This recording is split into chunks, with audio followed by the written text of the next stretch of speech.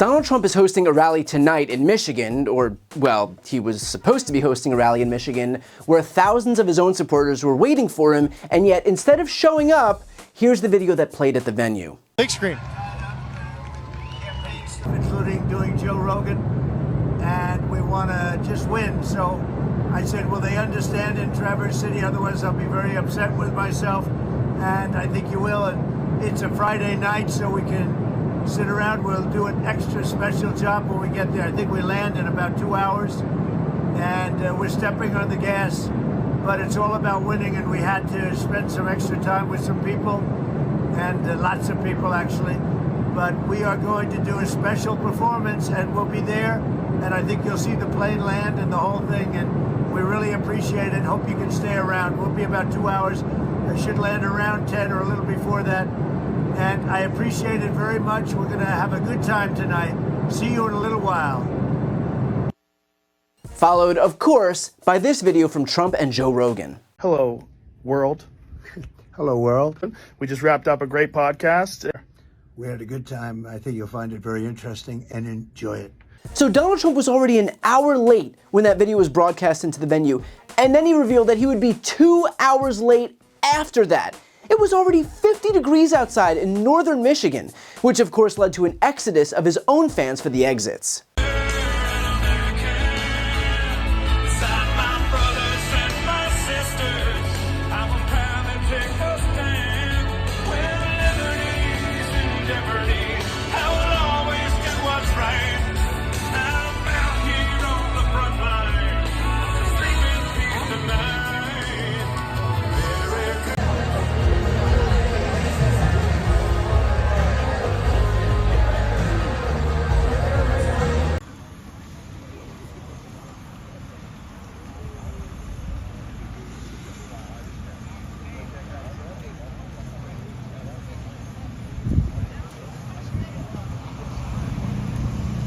In other words, Trump had planned a rally, told thousands of his supporters to be there in the freezing cold, and instead of him being on time, or even close to being on time, he hung out with Joe Rogan for an extra several hours. How do I put this any more clearly? The extent to which Trump has nothing but contempt for his own supporters cannot be overstated.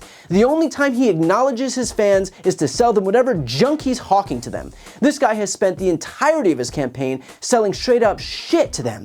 Crypto, coins, $2 bills, NFTs, trading cards, shoes, watches, hats, shirts, Bibles. Trump views his fans not as people, but as wallets to be emptied out and pilfered. The utter disdain that he shows for the people who support him most is unlike anything I've ever seen. So look, will it matter how many times we prove that Donald Trump has nothing but oozing contempt for his fans? Probably not, because part of being in a cult is displaying slavish devotion to the cult leader.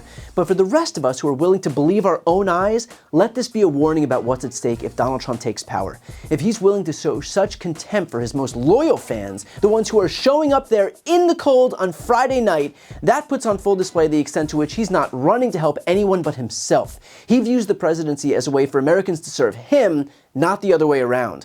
And what's even crazier, this isn't even the first time that Trump has screwed over his own fans at his own rallies. Just 2 weeks ago, Trump was in Coachella, California, where his fans were left at the venue without enough buses to get them back to the parking lot, meaning they had to walk 2 hours at night in the desert to get back to their cars.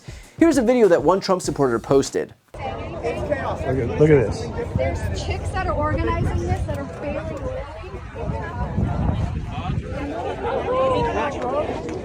Look at all of us. If you could just, yeah, we're Sorry, excuse me.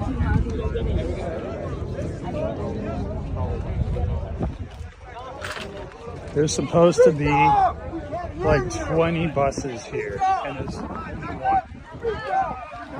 Everyone's starting to freak out. And there's people that go down this street for I don't know how long.